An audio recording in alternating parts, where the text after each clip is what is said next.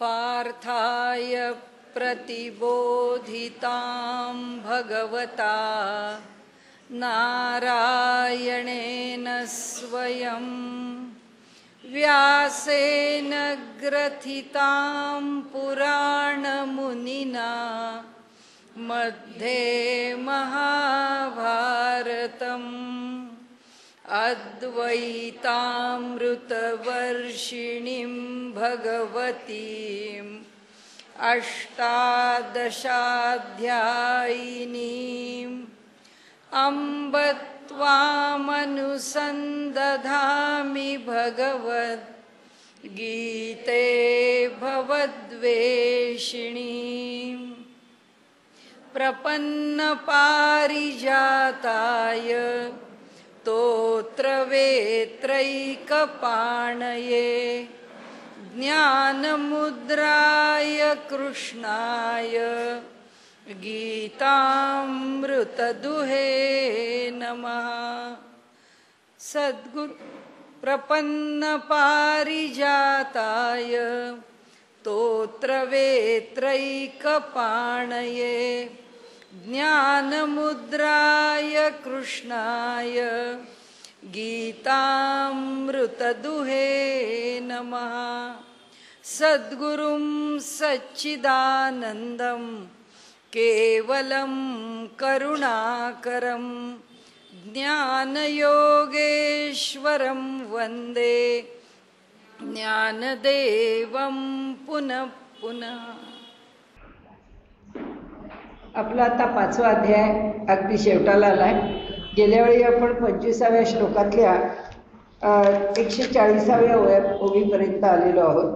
तू संतस्तवनी रतसी तरी कथेची से न करीसी की निराळी बोल देखसी सनागर.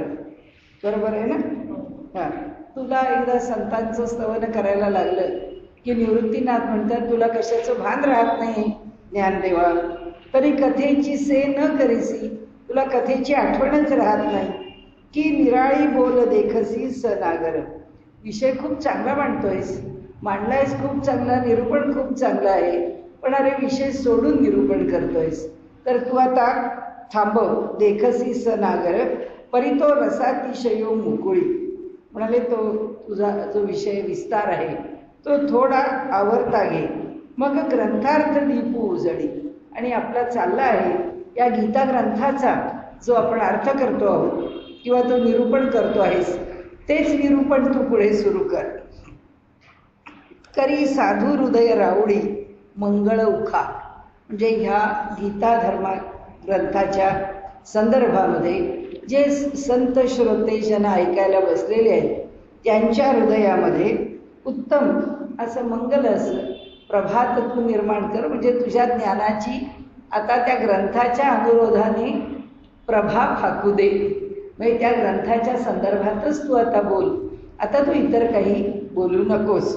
ऐसा गुरुचा उवाईला प्रसन्न झाला. म्हणजे गुरु प्रसन्न झाले अशा प्रकारे त्यांच्या इतर निरूपणाने का होईना, परंतु गुरु प्रसन्न झालेले आहेत.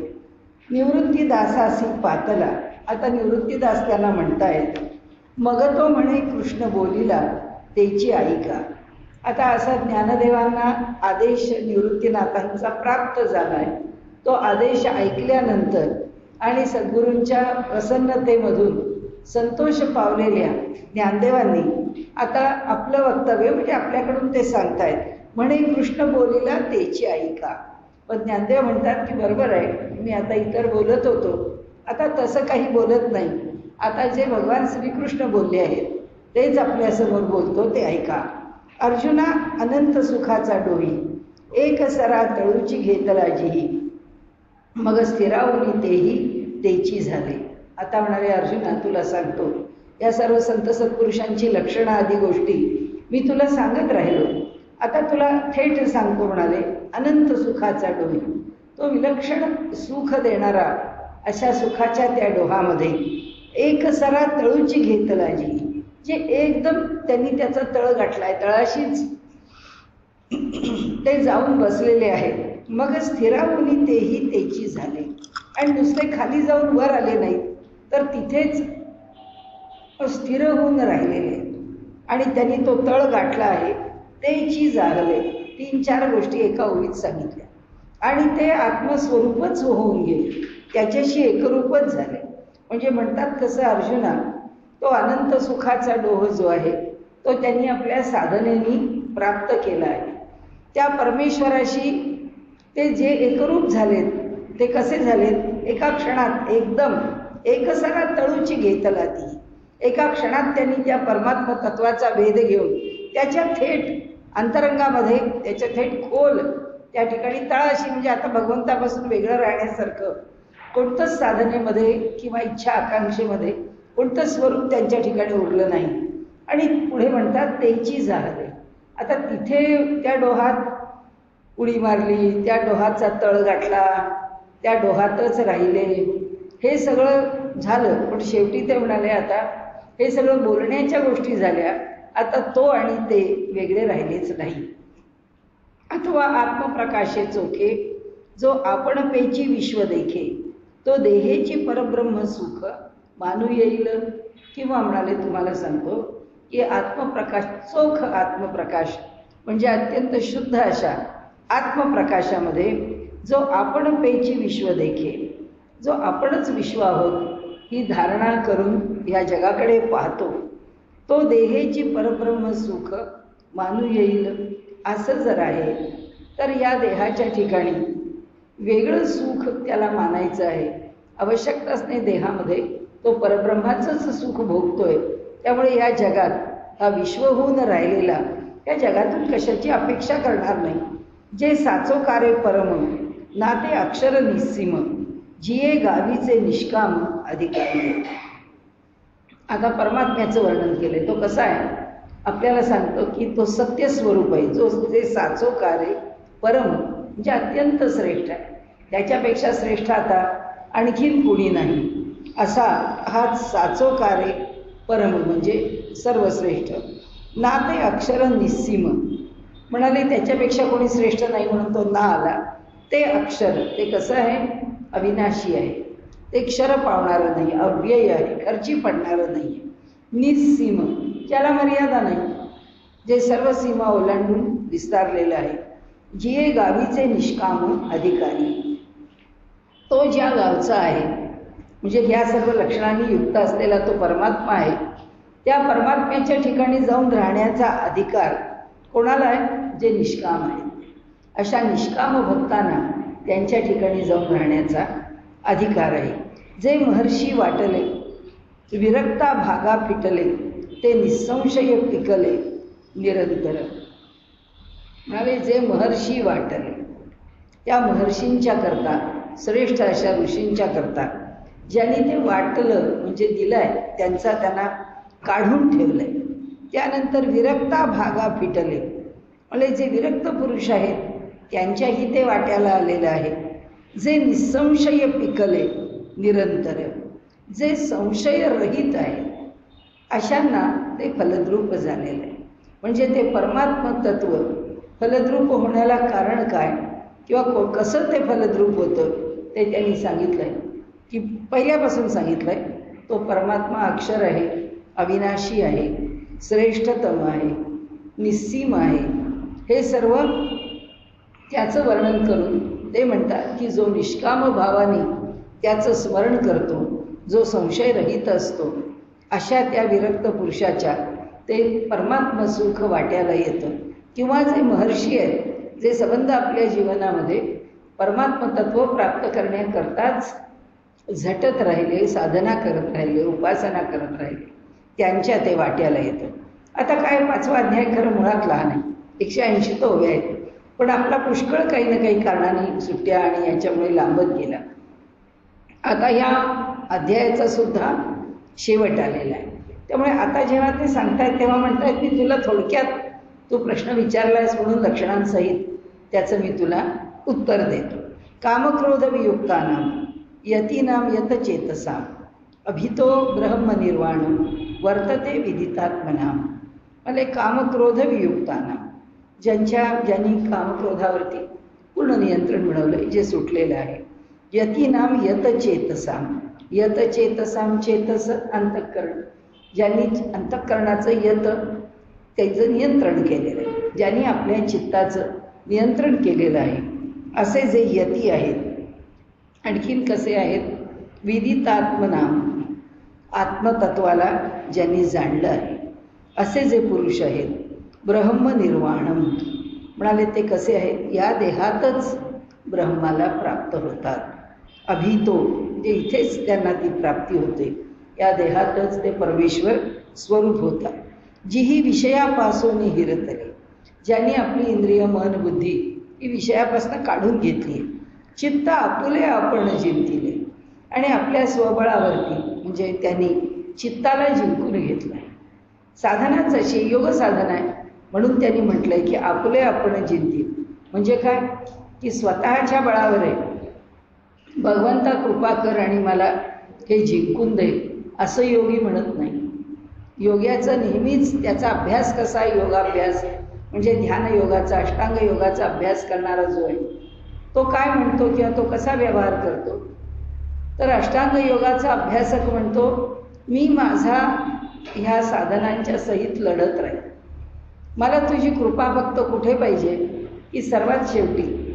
म्हणून ईश्वर प्रणिधान आहे की मी माझा स्वतंत्रपणे त्या परमात्मा तत्वाला प्राप्त करू शकत नाही, म्हणून केवळ तुझ्या अनुग्रहाची इच्छा आहे. तू मला बदल, तू मला बदल, तू माझ्यावर कृपा कर आणि हे दूर कर असं मी म्हणणार नाही. मी माझ्या प्रयत्नांनी सगळं दूर करेन, पण परमात्मा तत्वाची प्राप्ती ही माझा मी करू शकत नाही.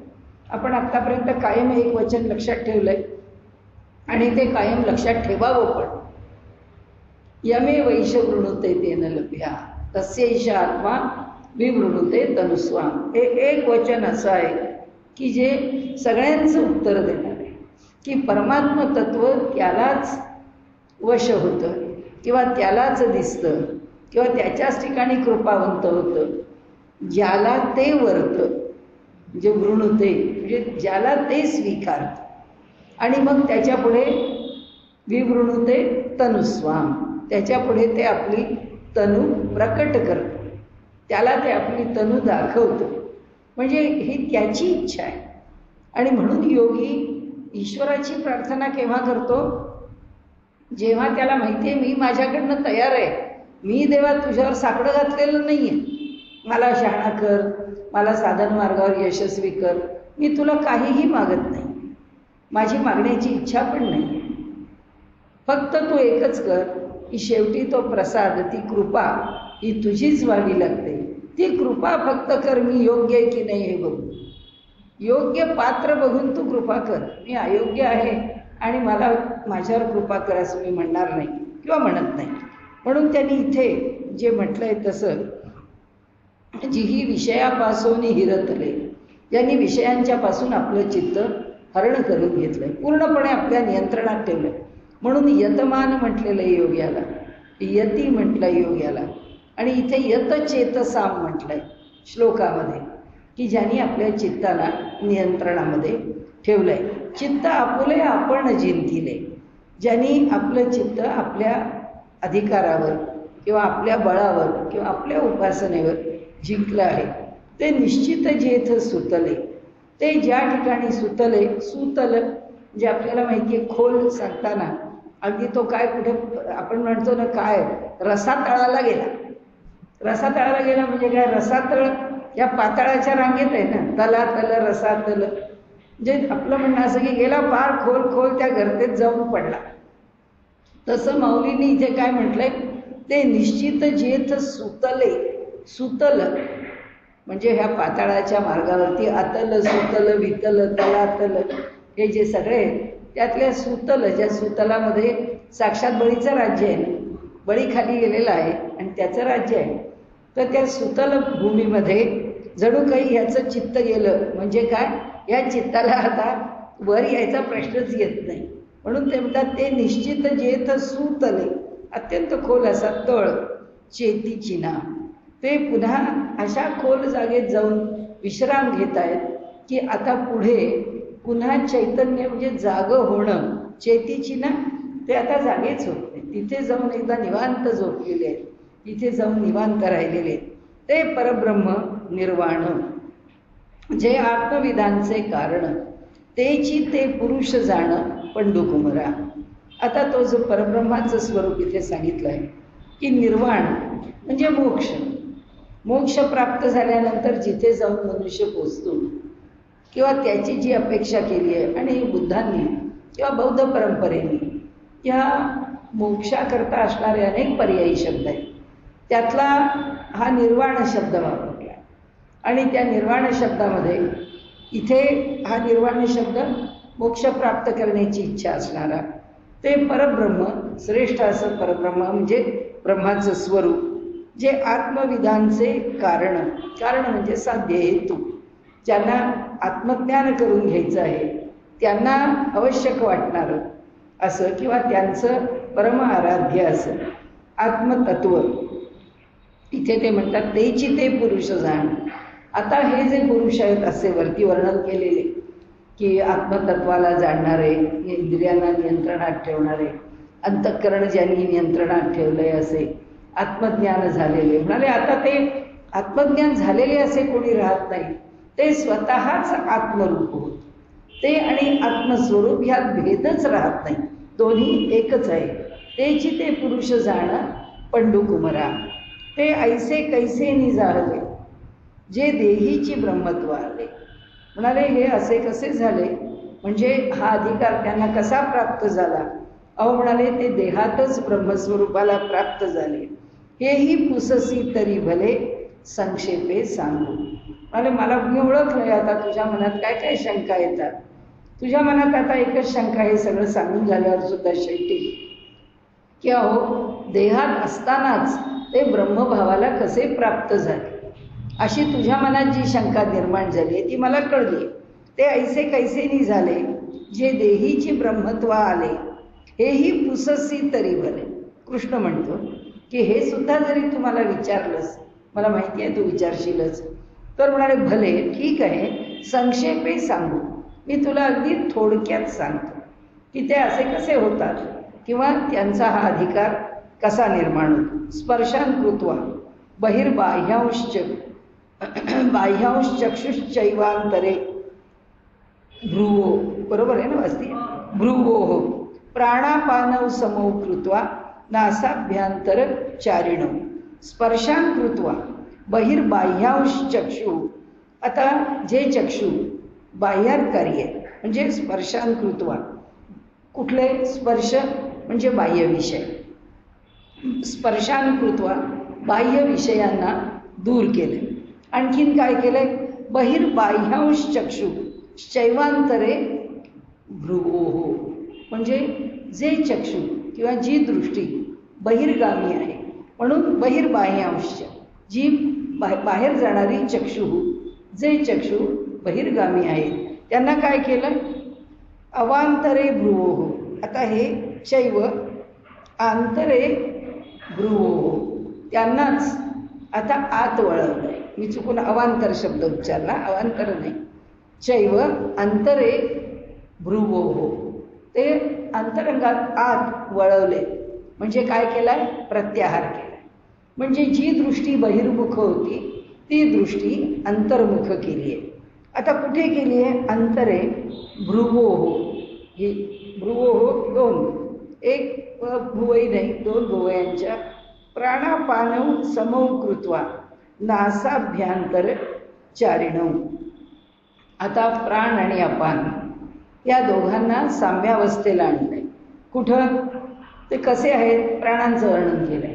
ते कसे, नासाभ्यंतर चारिणौ, नास टाकुड्या यांच्या आतमध्ये असलेले, जे त्यांचा व्यवहार कुठे चालतो, या नाकुड्यांच्या मधून चालतो.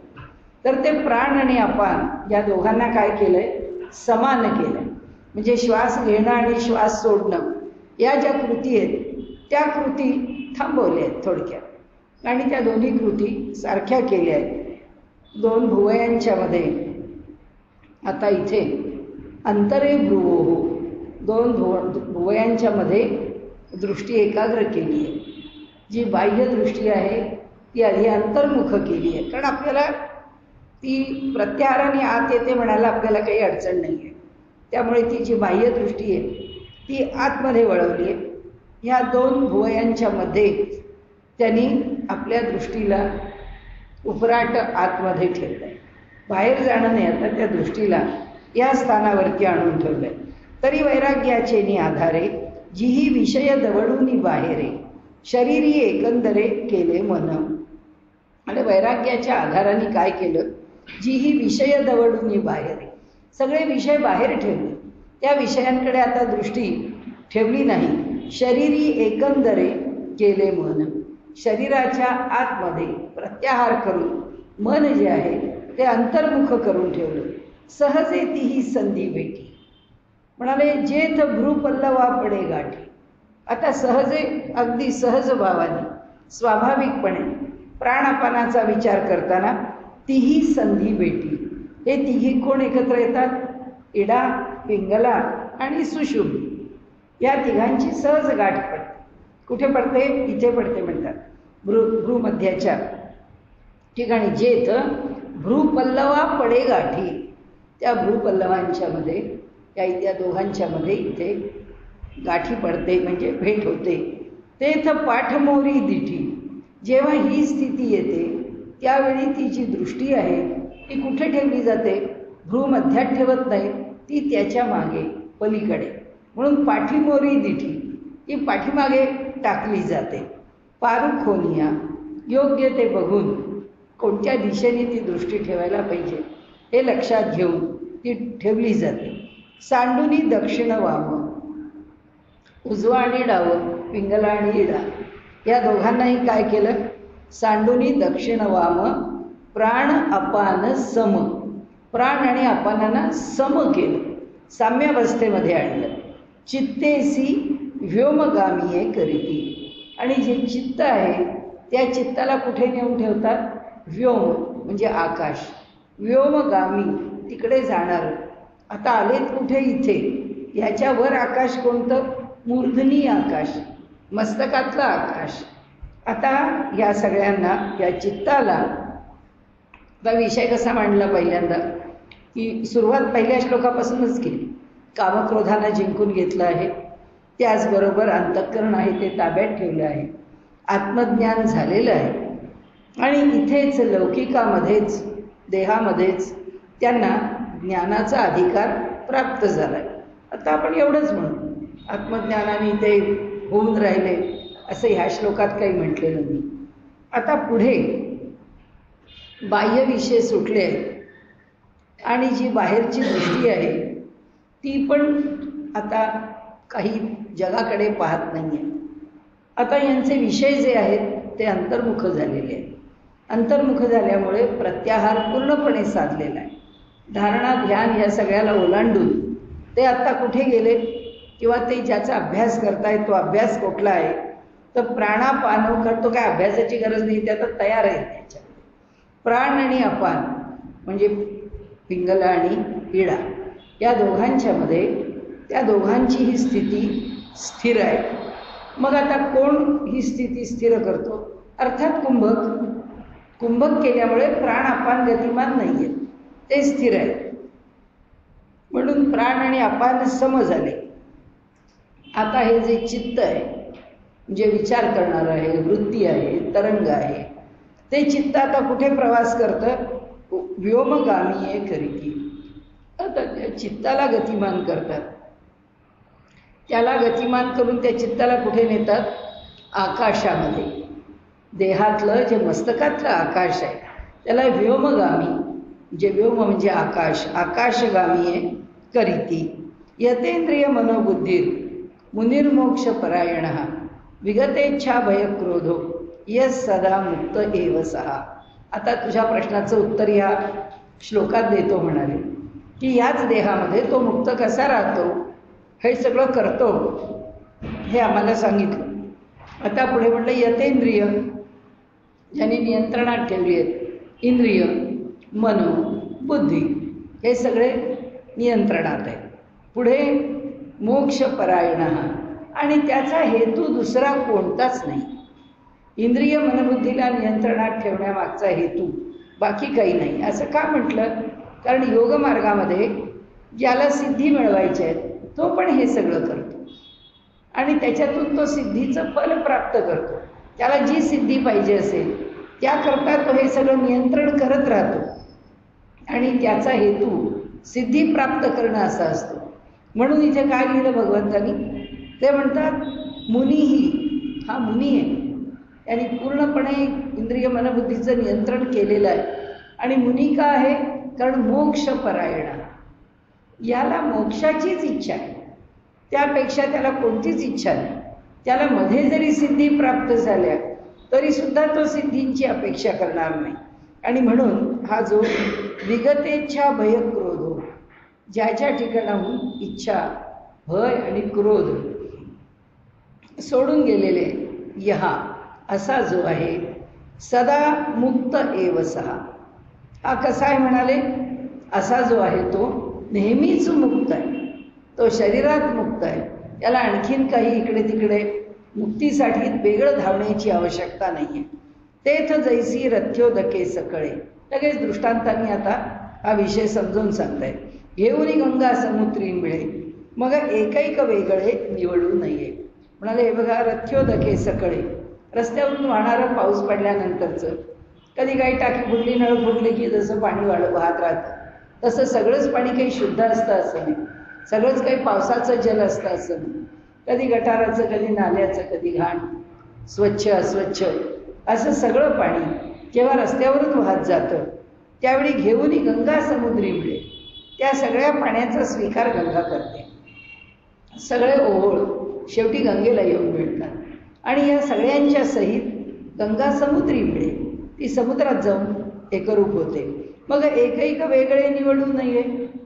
आता समुद्रामध्ये गंगा पोचल्यानंतर ह्या इकडच्या भागातून पाणी आलं होतं ते खराब होतं, हे पाणी गंगेमध्ये आलं ते फार शुद्ध होतं, असं आता त्याची वगळं निगळं कुठे राहिली, गंगेला येऊन मिळालंय.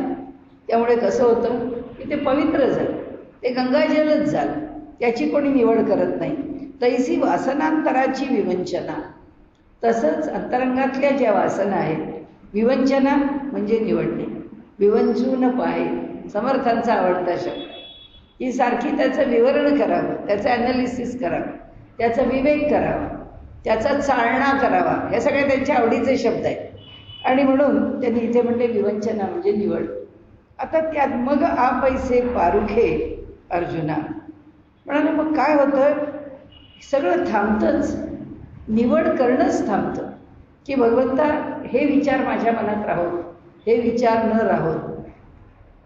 कशाबद्दल म्हणतात माऊली, ते म्हणतात अरे वासनांतरांची विवंचना, मग आपैसी पारुखे अर्जुना, वासनांतरांची भिन्न भिन्न इच्छा, आकांक्षा, वासना, वृत्ती ज्या अंतःकरणात आहेत. आत्तापर्यंत शिकताना आम्ही काय शिकलो म्हणाले, आम्ही एक शिकलो की ज्या वृत्ती क्लिष्ट आहेत आणि ज्या वृत्ती अक्लिष्ट आहेत त्याच्यामध्ये भेद करावा. आणि अक्लिष्ट वृत्ती ठीक आहेत, क्लिष्ट वृत्ती म्हणजे क्लेशकारक वृत्ती आहेत त्या निघून जाव्यात, ज्या आनंददायी वृत्ती आहेत त्या आमच्या ठिकाणी राहाव्यात. इथे आता ते सांगतात की आनंददायी काय आणि क्लेशकारी काय, दोन्ही सारखंच आहे.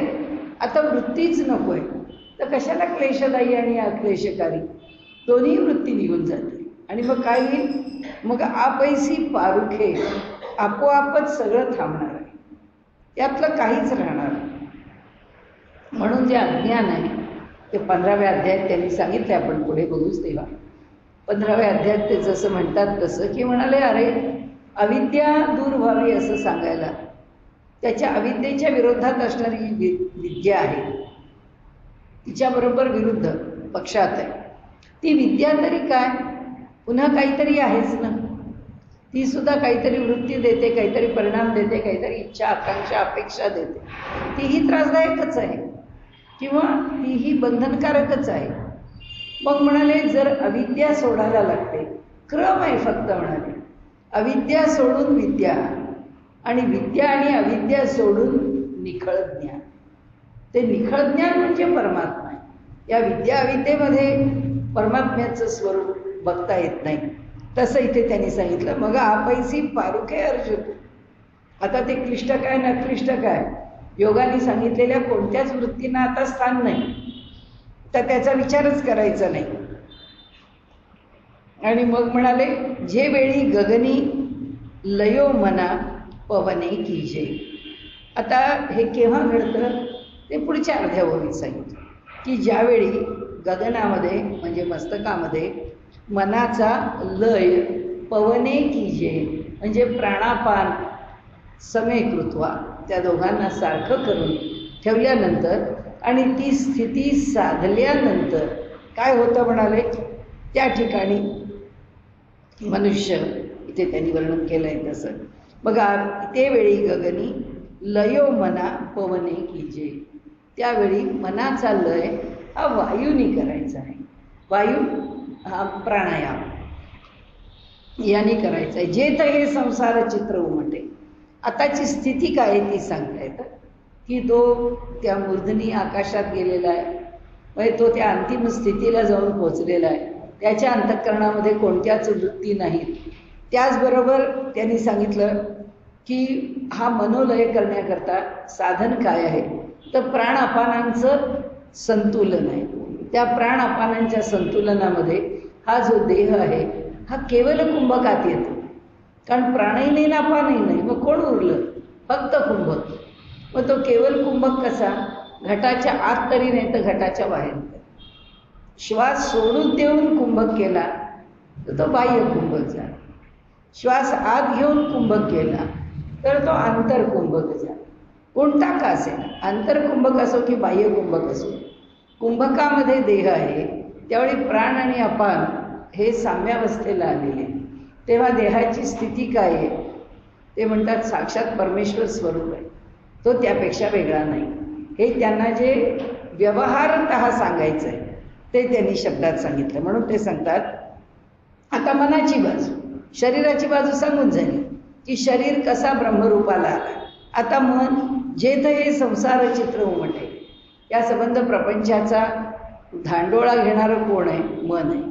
तर त्या ठिकाणी मन आहे, या जिथे संसाराचं चित्र उमटणारं आहे तो मनोरूप पटू आटे. त्यावेळी मनाचा पट, ज्या पटावर हे संसाराचं चित्र रेखाटलं जातं तो पटच फाटून जातो.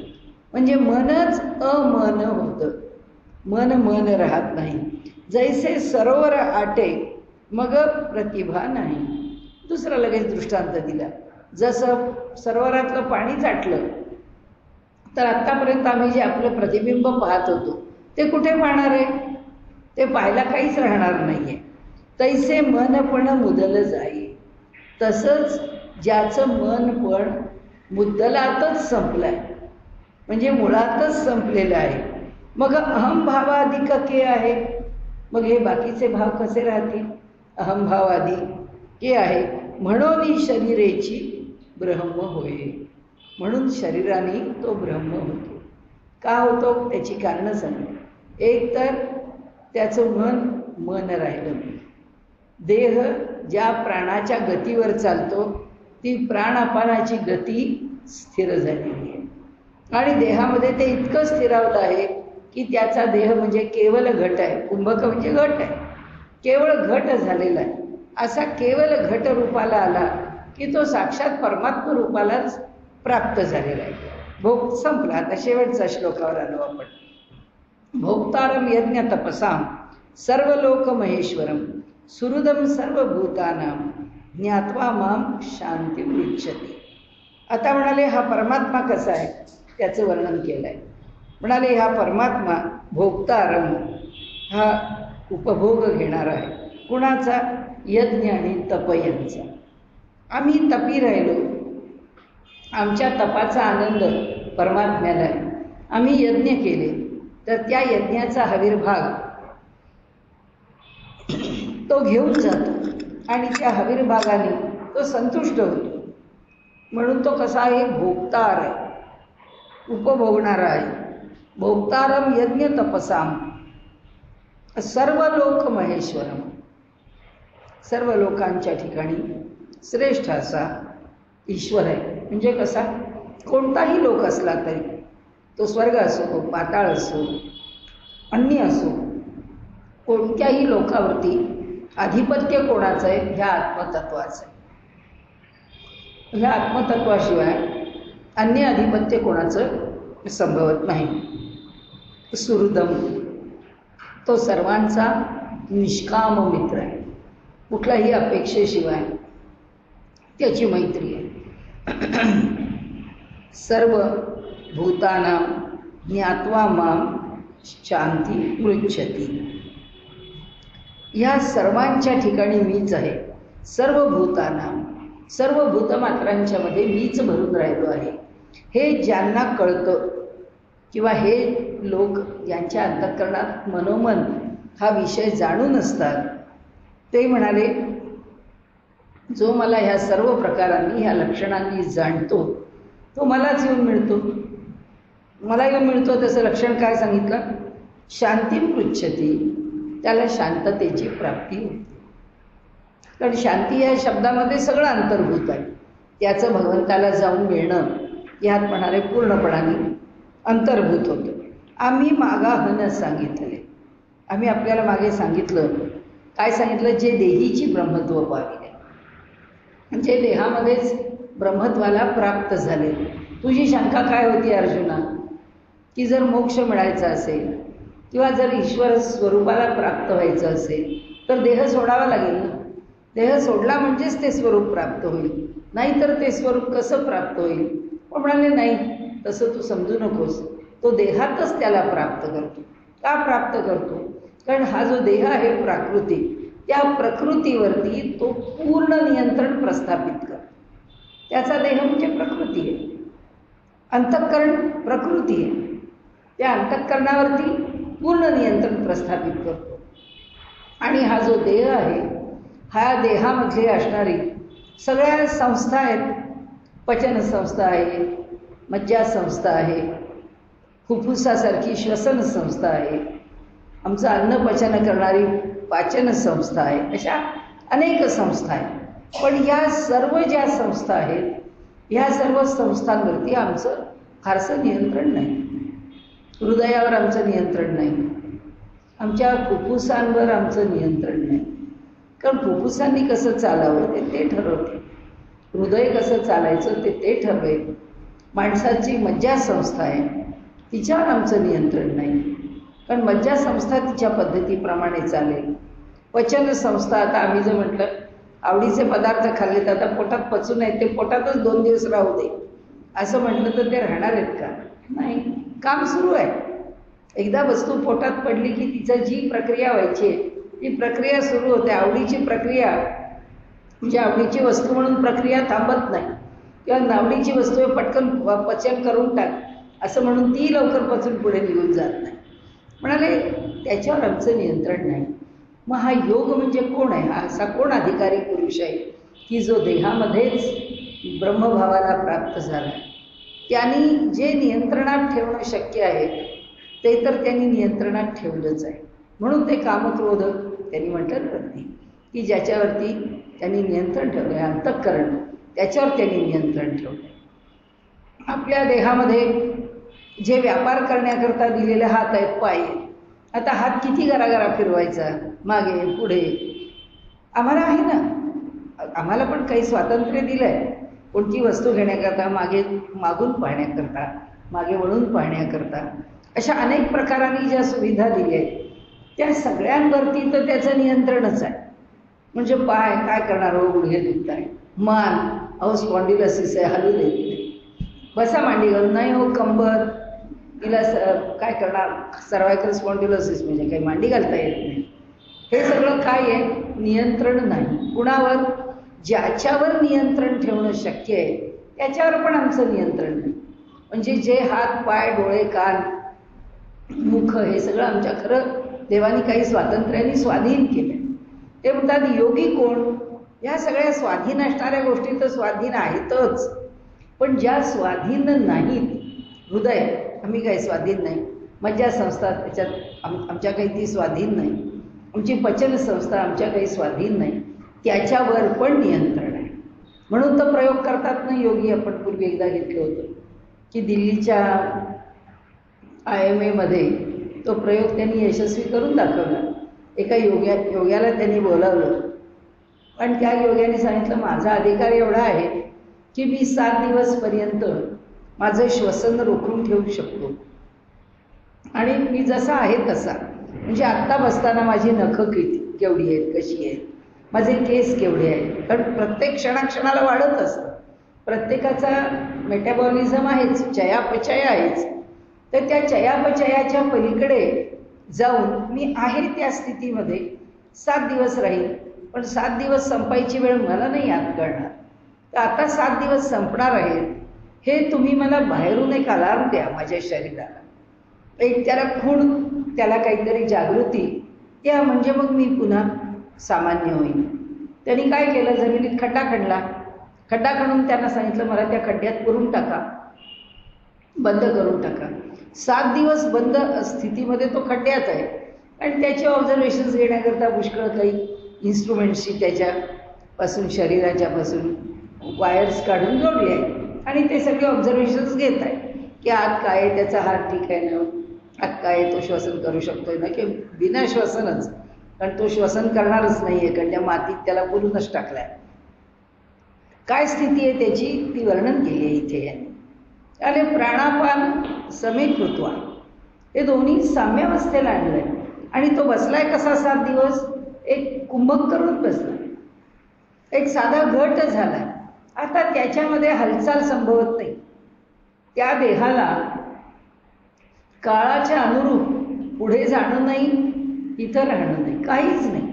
तो कालाच्या अतीत आहे 7 दिवस. तो कालाप्रमाणे बदलत नाही, त्याच्या शरीरामध्ये फेरबदल होत नाही.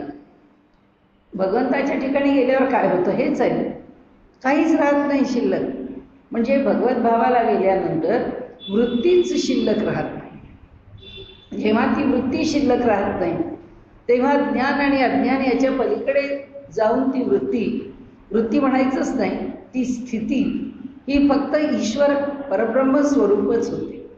ते म्हणतात देहात असेपर्यंत मर्यादित आहे थोडंसं, म्हणून आपल्याकडे देहातली मुक्ती मान्य केली आहे, म्हणून आपल्याकडे विदेह मुक्ती मान्य केली की देहाच्या पलीकडे पण मुक्ती आहे. कारण तीच मुक्ती आपल्याला माहिती आहे की बाबा देहात असताना कसा मुक्त होईल, ते जाणलं नाही, तो देहातही मुक्त आहे. पण देहाच्या पलीकडे गेल्यानंतर हा देहाचा अडसर पण राहत नाही, तोही दूर होतो, म्हणून ती विदेह मुक्ती.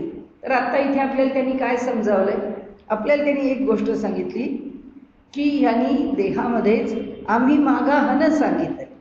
आम्ही तुम्हाला पूर्वीच सांगितलंय, जे देहीची ब्रह्मत्व पावले, ज्यांना देहामध्येच ब्रह्मभाव प्राप्त झालाय, ते येणे मार्गे आले.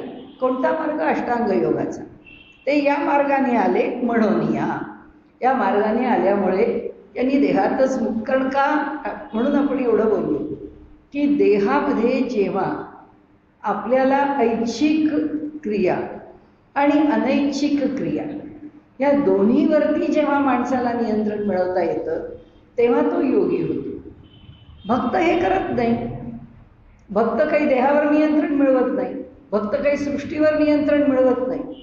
या योग्याला सगळंच नियंत्रण मिळालेलं आहे. तो ह्या सृष्टीवरती पण नियंत्रण मिळवतो आणि त्यामुळे त्याला ह्या सृष्टीत संचार करताना अडचण नाही. त्याला इथे पाऊस पडतोय, इथे ऊन आहे, एवढ्या उन्हात मी कसा थांबू, एवढ्या थंडीत मी कसा जाऊ, काही नाही. थंडीत तो उघडाच आहे. समर्थांचं पाहिलंय आपण, त्यांनी जे हिमालयामध्ये ते होते, त्या हिमालयात खडकावरती उघडे झोपायचे. आता हिमालयात मनुष्य उघडा झोपला तर जिवंत तरी राहील का? पण समर्थ हिमालयात असेच होते. शेवटी रामरायांनी सांगितलं, वैराग्य इतकं तीव्र होतं अंतःकरणामध्ये की त्यांना तो देहच नकोसा होतो. त्यांना म्हणतो उडी मारा आणि चला संपवा या हिमालयामध्ये देह, कशाला देहाचा अडसर पाहिजे. तेव्हा रामरायांनी त्यांना सांगितलं की अरे प्रत्येक वेळी देह टाकायला जातोस, धर्मरक्षणाकारणे काया 3 वेळा रक्षण केली आहे बाबा तुझी, आता बास झालं, आता खाली उतर, आता हे काही करायचं नाही. असं आज्ञा देऊन समर्थांना खाली उतरवलंय. म्हणजे हा जो योग आहे, या योगामध्ये कोण जेवत आहे? गिरधर प्रताप, गिरधरांचा समर्थ प्रताप म्हणून जो ग्रंथ आहे त्याच्यात सगळं वर्णन आहे. समर्थांचं सगळं चरित्र त्याच्यात आलंय. त्यात त्यांनी सांगितलंय कोण जेवतो, कोण खातो, कोण पितो, कोण त्या पावसाची, त्या बर्फाची, या थंडीची पर्वा करतो, काही नाही. समर्थांना कशाचीच पर्वा वाटत नाही, कारण त्यांच्या त्या तीव्र वैराग्याने त्यांना सर्व सामर्थ्य प्राप्त झालं. काळावर नियंत्रण आहे, देहावर नियंत्रण आहे, सृष्टीवर नियंत्रण आहे, विचारांवर नियंत्रण आहे, लोकांवर नियंत्रण आहे, दुसऱ्याच्या मनावर नियंत्रण आहे. जर कुणाला आकर्षित करायचं आहे, त्याच्याकडनं एखादं कार्य करून घ्यायचं आहे, समर्थ करू शकत होते. नुसतं त्याच्या डोळ्यात पाहिलं तर तो सरदार घाबरून गेला. एवढा मोठा बलवान सरदार, पण समर्थांनी काही करायच्या आतच एवढं सामर्थ्य, एवढं तेज त्या दृष्टीत आहे. आणि म्हणून ते म्हणतात जो योगी आहे तो देहानी पण समर्थ आहे. आणि या देहातल्या हृदय आहे, बंद करायचं आहे, बंद केलं. हृदय चालवायचं आहे, चालू केलं. हातात आहे, नियंत्रणात आहे. आमचं होईल का असं? आम्हाला जर वाटलं फार दमणूक झाली आहे, फार पळापळ झाली आहे, थोडी सगळ्या शरीराला विश्रांती पाहिजे, जरा हृदयाला विश्रांती दिली, भगवंत म्हणेल ह्या कायमचीच विश्रांती. कुठे मिळणार आहे अशी आम्हाला विश्रांती? नियंत्रण नाही ना आमचं कशावर. आणि ह्या सत्पुरुषांचं देहावर नियंत्रण आहे. म्हणून त्यांनी काय सांगितलं, जे देहीची ब्रह्मत्वा पावले ते येणे मार्गे आले, ते ह्या अष्टांग योगाच्या मार्गाने आलेले आहेत. म्हणून या ते योगाच्या मार्गाने आले, म्हणून त्यांनी काळाला, त्यांनी स्थानाला, त्यांनी देहाला, त्यांनी सृष्टीला, त्यांनी वातावरणाला, सगळ्याला आपल्या नियंत्रणात ठेवले. आणि यमनियमांचे डोंगर, अभ्यासाचे सागर, क्रमोनी हे पार पातले ते, हे सगळं केलं. आता त्याची काय पुन्हा आपल्याला चर्चा करायचं कारण नाही, कारण आता पुढे आपल्याला तेच बघायचं आहे 6व्या अध्यायामध्ये. म्हणून यम, नियम, अभ्यास या प्रत्येकाची व्याख्या आली ना, ती त्यांनी घेतली. अष्टांग योग म्हणून यमनियम सांगितला. अभ्यास म्हणजे पतंजलींच्या अष्टांग योगाचं साधन आहे. अभ्यास वैराग्याभ्याम तन्निरोधा, म्हणून त्यांनी सांगितलं जो अभ्यास आहे तो अभ्यासाचे सागर. तो अभ्यास एका प्रकारचा नाही, अनेक प्रकारचा आहे. अनेक प्रकाराने तो अभ्यास करून बाहेर जायचं आहे.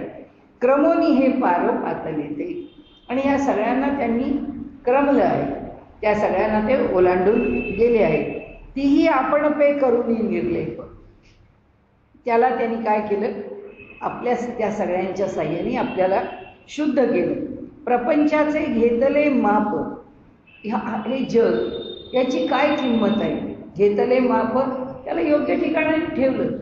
हा प्रपंच मिथ्या आहे, हा प्रपंच नाशवंत आहे, या प्रपंचात आपण राहतो आहोत, त्याची आपल्याला किती गरज आहे, कशी गरज आहे. 2 वेळा भोजन तर केलंच पाहिजे, देह तर टिकवलाच पाहिजे, जरूर पडली तर डोक्यावरती छप्पर पाहिजे. हे जेवढं जसं त्यांना आवश्यक वाटलं तेवढं तसं. कारण या अवलिया संतांना आपण काय ओळखू शकत नाही. आपल्यासमोर ते जेवतात, खातात, पितात.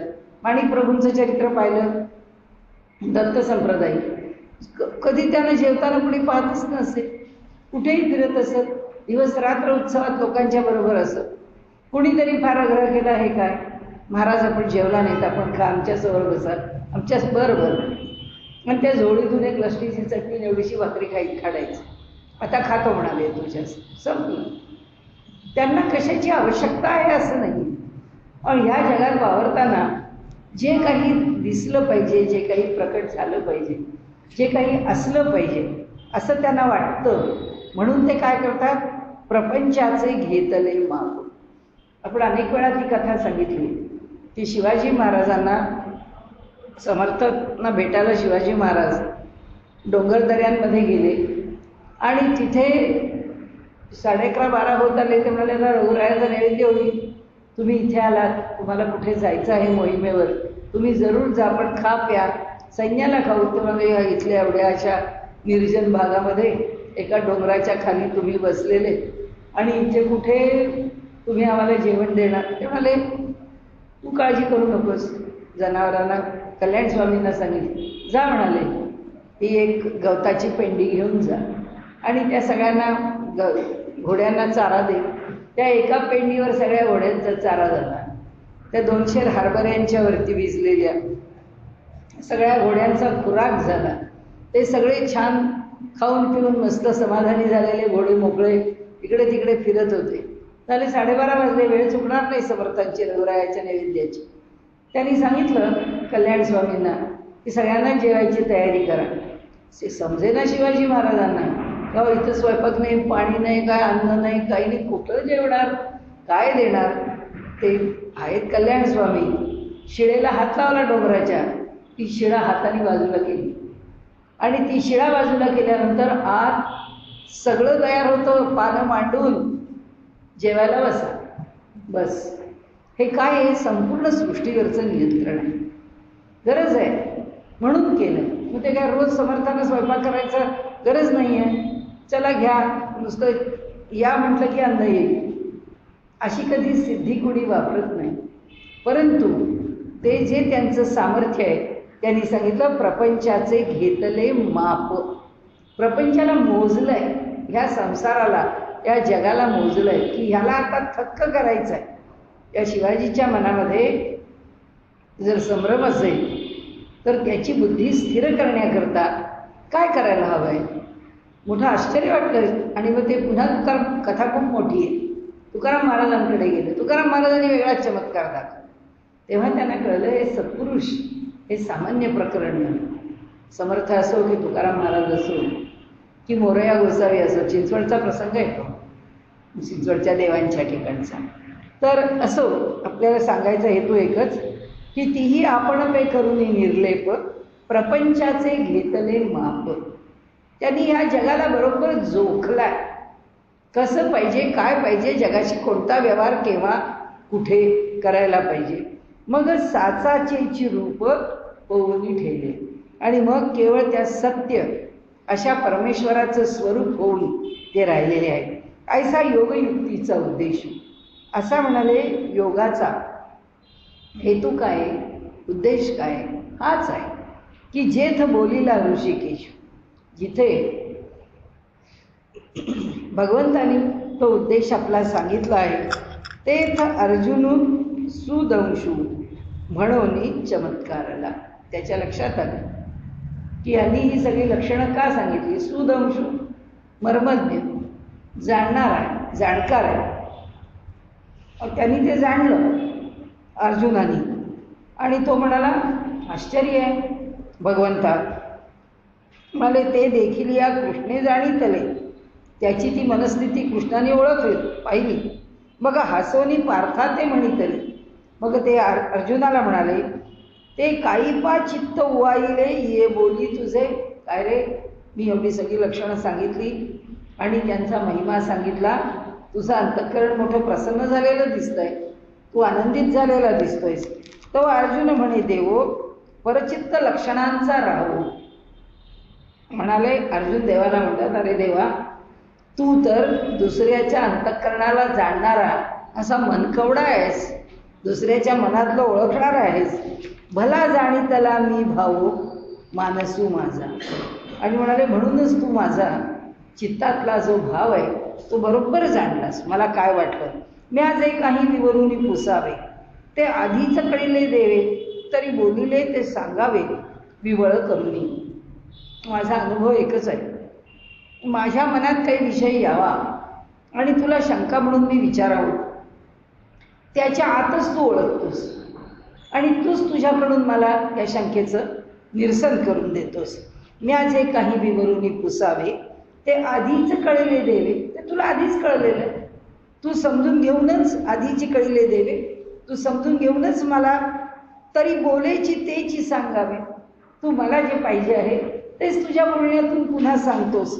म्हणून विवळ करू नये म्हणजे विवरण करून, अधिकच स्पष्ट करून, अधिक विस्ताराने सांगतोस. एरवी तरी अवधारा, जो दाविला तुम्ही अनुसारा, तो पवण्याहुनी पाय उतारा, सोहपा तैसा. म्हणाले हे बघा, आता एक गोष्ट ऐका माझी, आता हे राहू दे, एरवी तरी असं म्हणून हे राहू दे. आता अवधार, आता ऐका.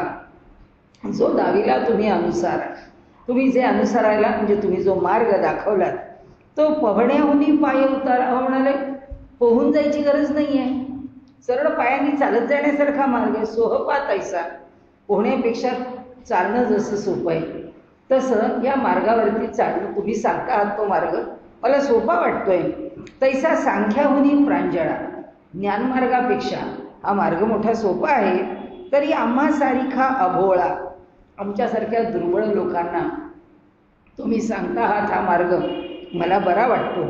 एथ आहाती काही परी काळा तो साहोयेवर, लक्षात येत आहे की तुम्ही हा जो मार्ग सांगताय हा ज्ञानमार्गासारखा एकदम झुपकन या झाडावरून त्या झाडावर जाऊन बसतो पक्षी, तसा क्षणकाला ज्ञान होणं आणि मनुष्य परमात्मा तत्वाला प्राप्त होणं असं होणार नाही, वेळ लागेल. म्हणून ते म्हणतात एथ आहाती काही परी काळा, इथे जरी असलो आम्ही सोपं असलं तरी काही काळ काढावा लागेल, जे इथे साधना काही काळ करावी लागेल. तो साहोयेवर, ठीक आहे आम्ही तो सहन करू ना काही काळ साधना, आम्ही काही नाही म्हणत नाही. म्हणून एक वेळ देवा तोची पडताळा घेयावा, विस्तरेल तरी सांगावा साध्यंतुची. आणि म्हणून एक भगवंता तुला विनंती आहे की एकदा आता तू एक वेळा देवा, तू आता एकदा तोची पडताळा घ्यावा, तोच मार्ग आम्हाला सांग जो तू आत्ता सांगितला आहेस. कसा सांग, विस्तरेल तरी सांगावा, कारण सांगायची वेळ तर तुला तर विस्तार करून सांगावं लागेल. साध्यंतुची, अगदी पहिल्यापासून शेवटापर्यंत, आधीपासून अंतापर्यंत आम्हाला समजावून सांग. तर बघ कृष्ण म्हणती हो का, तुझा हा मार्ग गमला निका, असं आहे का, तुला हा मार्ग मोठा चांगला आहे असं वाटलंय का. तरी काय झाले ऐकी जो का सुख बोलो. अरे म्हणाले तू जर ऐकायला तयार आहेस तर ऐक, सुखे बोलो, मी सुखाने सांगेन, तुला आवडतंय ना, ऐकायचं आहे ना, मी जरूर सांगेन.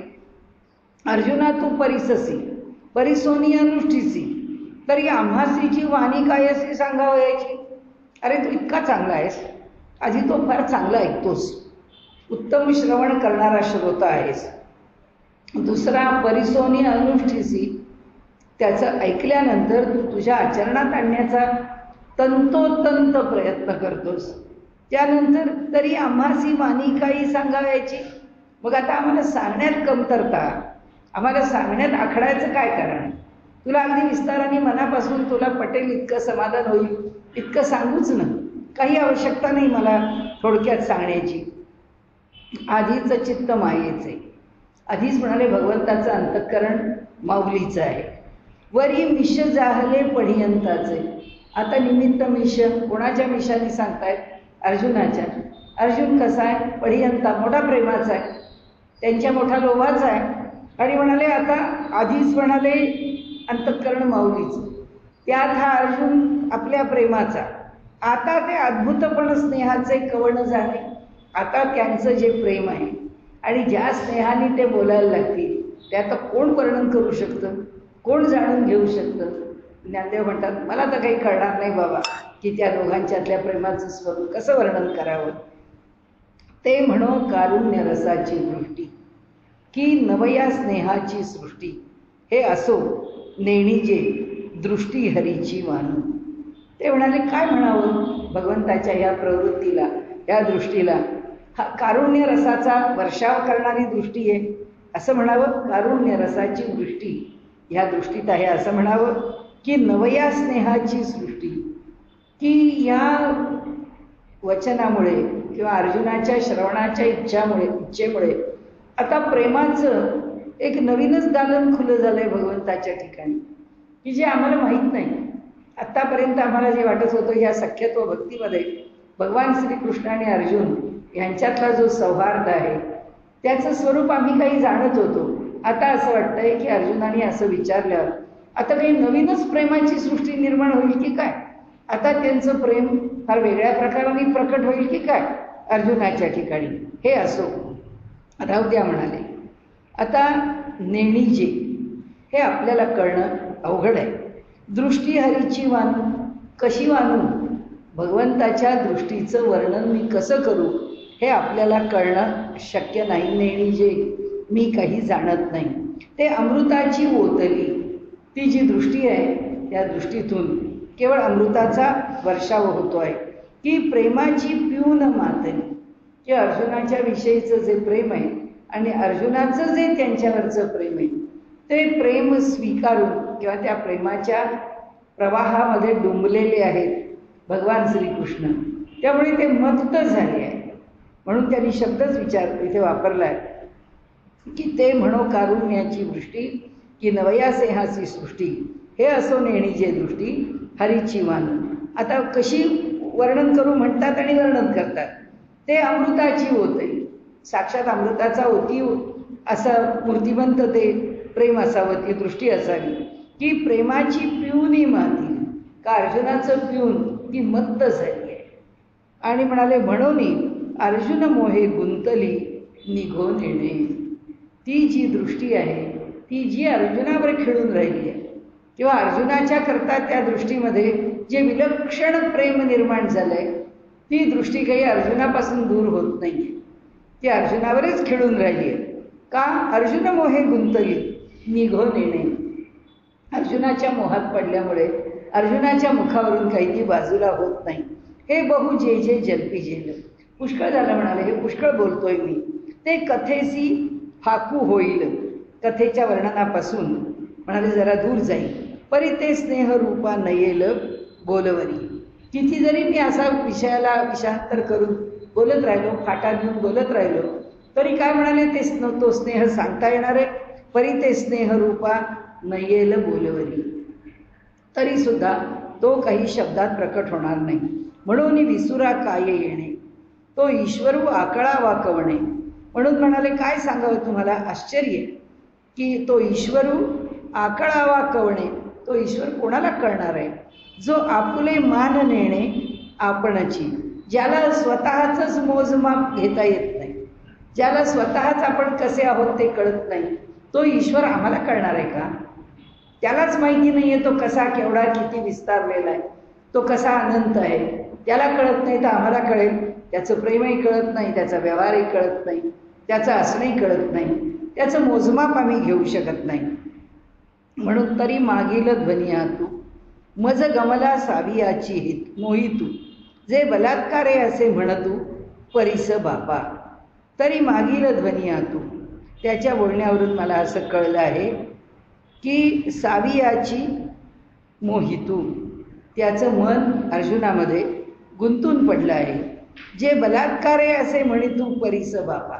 वास्तविक पाहता आता भगवान श्रीकृष्णाची स्थिती काही बोलावं अशी नाही आहे. तो त्या प्रेमामध्ये पूर्ण डुबलेला आहे.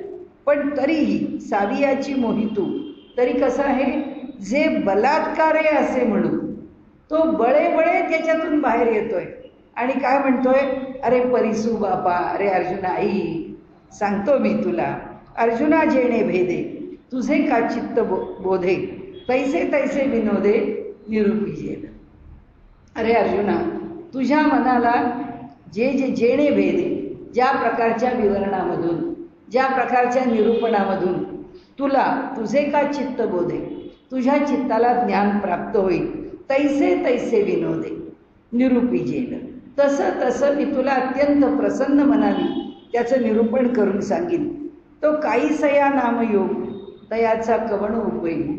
त्या योगाला कोणता योग म्हणतात, त्याचा उपयोग काय आहे, अथवा अधिकार प्रसंगू कवणा येतं, किंवा त्या योगाचा अभ्यास करण्याचा अधिकार कोणाला आहे, कोण त्या योगाचा अभ्यास करू शकतो, ऐसे जे जे काही असे अनेक विषय त्या योगाच्या विषयी मनामध्ये जे जे प्रश्न उभे राहतील, उक्त असे ये ठाई इथं सांगितलं जाईल.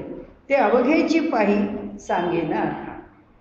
जे जे योगाच्या विषयी सांगून झालेलं आहे, कुठे या अष्टांग योगामध्ये उक्त आहे, सांगितलेलं आहे, ते मी आता काय करीन तुम्हाला सांगेन. तू चित्त देऊनी अवधारी.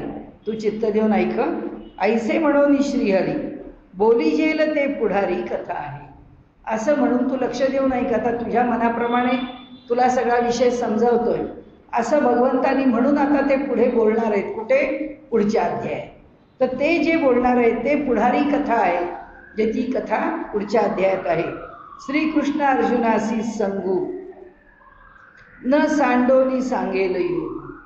म्हणाले कसं आहे, श्रीकृष्ण आणि अर्जुन यांच्यातलं जे सख्यत्व आहे ते सख्यत्व बिघडू न देता, ते सख्यत्व हलू न देता, न सांडोनी ते दूर होऊ न देता सांगेल येऊ. म्हणजे कसं जुळलेलं राहायचं हे याच्याशी विभक्त होऊन भगवंत सांगणार नाही. ज्या सख्य भक्तीने श्रीकृष्ण आणि अर्जुन एकमेकांशी जोडले आहे आणि एकमेकांच्या पासून ते दूर नाहीत. योग म्हणजे जोडलेला आणि भक्तीमध्ये सुद्धा भक्त भगवंताशी जोडलेला, एकरूप झालेला. तो झालाय श्रीकृष्णाशी एकरूप, भगवान श्रीकृष्ण झालेत अर्जुनाशी एकरूप असं आहे. तरी सुद्धा अर्जुनाचं सख्यत्व न सांडवणी सांगेलही. दोघांच्यातलं सख्यत्वाला एवढाही धक्का न लावता भगवान श्रीकृष्ण अर्जुनाला योग सांगणार आहेत. तो व्यक्त करू प्रसंगू म्हणे निवृत्ती दास. निवृत्तीचा दास ज्ञानदेव म्हणतात तो काय प्रसंग आहे त्या दोघांच्या संवादाचा तो आता तुम्हाला सांगेन. इति श्रीमद्भगवद्गीतासु उपनिषत्सु ब्रह्मविद्यायां योगशास्त्रे श्रीकृष्णार्जुन संवादे. आता इथे त्यांनी योगगर्भो म्हटलंय. योगगर्भो नाम पंचमोऽध्याय.